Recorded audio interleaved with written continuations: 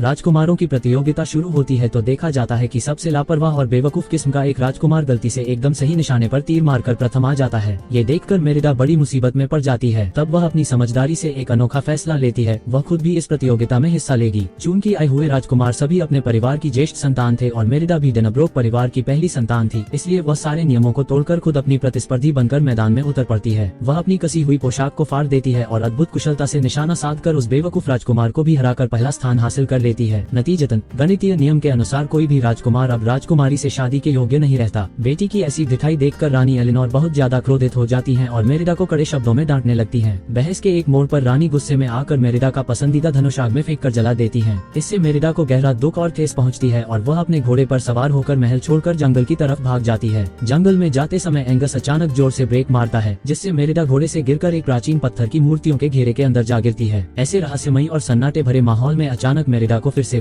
Wisp रोशनियां दिखाई देती हैं, जो उसने बचपन में देखी थी। उत्सुकता के कारण उनके पीछे भागते भागते मेरिडा एक अजीब सी लकड़ी की झोपड़ी के सामने आ पहुंचती है। डरते डरते घर के अंदर दाखिल होकर वह एक बूढ़ी जादूगरनी डायन को देखती है। हालांकि बूढ़ी औरत खुद के जादूगर होने से इनकार कर रही थी, लेकिन आसपास की लकड़ी की नक्काशी और गतिविधियों को देखकर मेरिडा तुरंत समझ जाती है कि वह एक जादूगरनी के चक्कर में पड़ गई है। बूढ़ी औरत मेरिडा से कहती है, अगर कुछ खरीदना नहीं है तो अभी यहाँ से चली जाओ, और मेरिडा की तरफ कई उड़ती हुई तलवारें और छुरियां तान देती है। मेरिडा डरकर कह उठती है कि वह घर का सारा सामान खरीदना चाहती है। बूढ़ी औरत खुश होकर बदले में कुछ मांगती है तो मेरिडा अपने गले से एक बेहद कीमती लॉकेट निकालकर उसे दे देती है। हालांकि शर्त ये होती है कि खरीदारी के साथ साथ बूढ़ी औरत को उसकी एक इच्छा पूरी करनी होगी। बूढ़ी औरत मान जाती है और कहती है कि कई साल पहले एक राजकुमार के लिए उसने ऐसा ही एक जादू किया था जिसने 10 वीरों की ताकत मांगी थी। उसके बाद उसका क्या हुआ ये बूढ़ी औरत नहीं जानती। ये बातें करते करते बूढ़ी औरत अपनी दवा तैयार करने लगती है। दरअसल मेरिडा की इच्छा ये थी कि उसकी माँ का मन बदल जाए और शादी का ख्याल उनके दिमाग से निकल जाए, ताकि शादी रद्द हो जाए और वह आजाद हो सके। बूढ़ी औरत उसे एक सुंदर जादुई केक बनाकर देती है और कहती है, इसे अपनी माँ को खिलाते ही तुम्हारी इच्छा पूरी हो जाएगी। केक पाकर मेरिडा खुश होकर जाने लगती है तो बूढ़ी औरत बड़बड़ाने लगती है। दरअसल बूढ़ी औरत केक खिलाने के बाद जो मंत्र बोलना था वह भूल गई थी। मेरिडा पीछे मुड़कर देखती है तो पाती है कि एक ही पल में पूरी झोपड़ी समेत वह बूढ़ी औरत गायब हो चुकी है। मेरिडा वह केक लेकर महल लौटती है और तरह तरह के बहानों से अपनी माँ को वह खिलाने की कोशिश करती है। वह कहती है, माँ प्लीज एक बार खाकर देखो, मैंने खुद तुम्हारे लिए इसे बनाया है। माँ का दिल थोड़ा पिघलता है तो रानी केक का एक छोटा सा टुकड़ा मुंह में डाल लेती है। मेरिडा जादू का असर देखने के लिए बेताबी से माँ से पूछने लगती है, क्या शादी को लेकर तुम्हारा कोई फैसला बदला? रानी जवाब देती है, मन बदलना तो दूर की बात है, मेरी तबीयत बहुत खराब लग रही है। रानी डगमगाते हुए अपने कमरे में जाती हैं और बिस्तर पर लेट जाती हैं। कुछ ही देर में वे अपना संतुलन खोकर फर्श पर गिर पड़ती हैं और चादर में लिपटकर दर्द से कराहने लगती हैं। मेरिडा अपनी आंखों के सामने देखती है कि रानी का शरीर धीरे धीरे एक विशाल और भयानक भालू में बदल रहा है। अपनी माँ को भालू बनते देख मेरिडा डर के मारे चिल्ला उठती है, भालू भालू। बदलने के बाद रानी एलिनोर ड्रेसिंग टेबल के आईने में खुद को देखकर डर के मारे जोर से दहाड़ उठती है। मेरिडा तो माँ का मन बदलना चाहती थी, लेकिन जादू उनकी पूरी काया ही बदल देगा यह उसने सपने में भी नहीं सोचा था। रानी की दहाड़ सुनकर नीचे मौजूद राजा फर्गस सोच लेते हैं कि महल में कोई हिंसक भालू घुस आया है। वे तलवार तानकर सैनिकों के साथ ऊपर की तरफ दौड़ते हैं। मेरिडा अपनी भालू माँ को लेकर किसी तरह छिपते छिपाते भागने लगती है। रास्ते में उसके 3 छोटे भाइयों से सामना होता है तो वे भी पहले डरते हैं, लेकिन मेरिडा के सब समझाने पर वे दोनों उन्हें महल से बाहर निकलने में मदद करते हैं। हालांकि जाने से पहले शरारती भाई मेज पर रखा हुआ अभिशप्त केक देख लेते हैं और चाट पूंछ कर खा जाते हैं। कड़ी मशक्कत के बाद महल से निकलकर मेरिडा अपनी माँ को लेकर जंगल के उस जादुई पत्थरों के घेरे में लौटती है और फिर से वही जादुई रोशनी ढूंढने लगती है। हालांकि चारों तरफ तब तक अंधेरा छा जाता है। मेरिडा समझ जाती है कि किसी भी कीमत पर उसे उस डायन की झोपड़ी ढूंढनी होगी। काफी खोजबीन के बाद जब वह झोपड़ी ढूंढ लेती है तो देखती है कि घर बिल्कुल खाली पड़ा है, बस अंदर एक कड़ाही और कुछ बोतलें पड़ी थी।